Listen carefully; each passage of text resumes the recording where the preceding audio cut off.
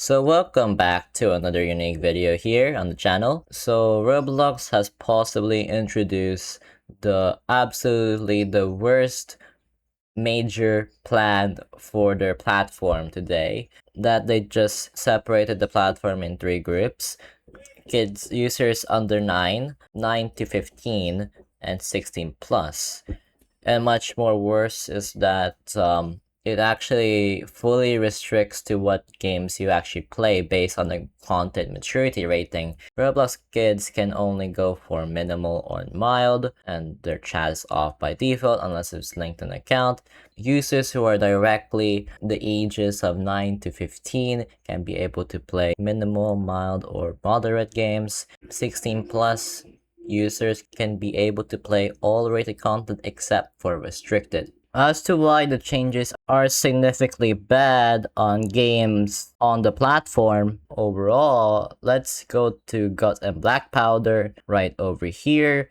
Their maturity rating is moderate, which means that people under 9 cannot be able to play Guts and Black Powder unless you lie about your age. It's unless that you directly lied about your age during the age verification checks that Roblox did during those months before this. That means some of these games around here, like Prison Life, Murder Mystery 2, that's a massive game. A lot of young users are playing this game.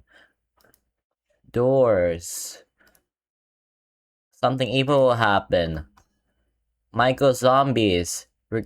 Regretted Vader might not take a hit, but most of these games will take a hit because those players cannot play the game because they're at a certain age limit and they have to wait years to even play it. This game is also prominent for its young users, even through the facility. So this would actually change the platform forever. If you will look at the thing, you might end up seeing certain changes on the platform to where certain games that had higher player rates, like the Hitman card game, would end up having lesser players than before the change, and now after the change, that to where that you can actually see that there's a less to an extent that there is at most less of a massive player base that is playing a certain game, like for example the Hitman card game, to many other experiences that you might actually see on the platform. As to why the changes on the platform were incredibly destructive is that if you were in 2017 on YouTube, you've known the term Elsagate, to where YouTube videos on YouTube Kids or even the main YouTube, to where that minors were exposed to actively harmful content that were prevalent during 2017, and somehow that bypassed their filters, even though that YouTube Kids was there and actively advertised to kids completely. And much more, this might actively happen here on Roblox Kids, because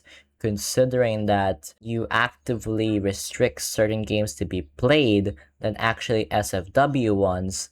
And much more worse for Roblox is that it incentivizes developers to create slop games more and more for kids than actually creating games, because most of the audience there, due to the fact that Robloxian players heavily skew on younger users across the platform, nobody's gonna play that kind of game. Everyone's gonna play those games that are available to kids. The young ones are gonna be only playing the ones to them. So it would be incentivized to create the most sloppiest game ever and less of what you see before and after. So this could potentially lead to the mass certification of Roblox experiences that you actively join as a young user below the ages of 9. This could heavily impact many games and incentivize developers to create the worstest slop ever. It might cause another Elsagate, because considering that you can make your own game minimal. And much more worse, let's say I am developing the game Murder Mystery. I'm Nicholas, and let's say I'm that guy. I have to either do option A, keep my creative vision, maintain honest rating, watch revenue slowly decline, or option B, simplify the game, strip out the complex elements, re-rate as minimal, and recover my audience. This is two choices, and one of them is gonna be picked massively, and the incentives are clear, alright? They're very clear to which option they'll take, and they'll take option B.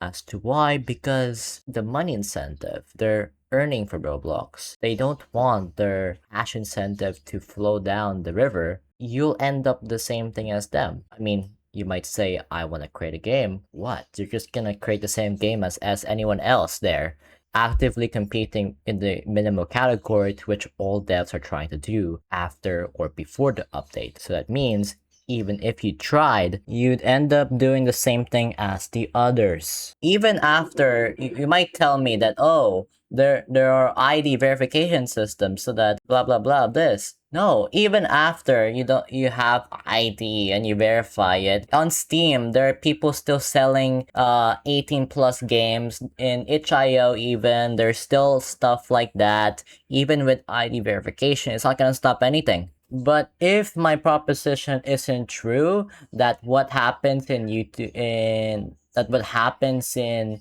Roblox Kids and ends up causing another strain on the platform, as Sharkblock stated, is that he plays COD and other these like assault stuff, and that he would be bored if there was like no FPS games and were restricted of playing them. So he would leave and join another game that actually has an FPS game available as for kids, which would mean that most of the young audience on Roblox would leave for other games like Minecraft, Fortnite, or any other game, which would be worse than expected than let them stay. But anyways, let me just kill myself.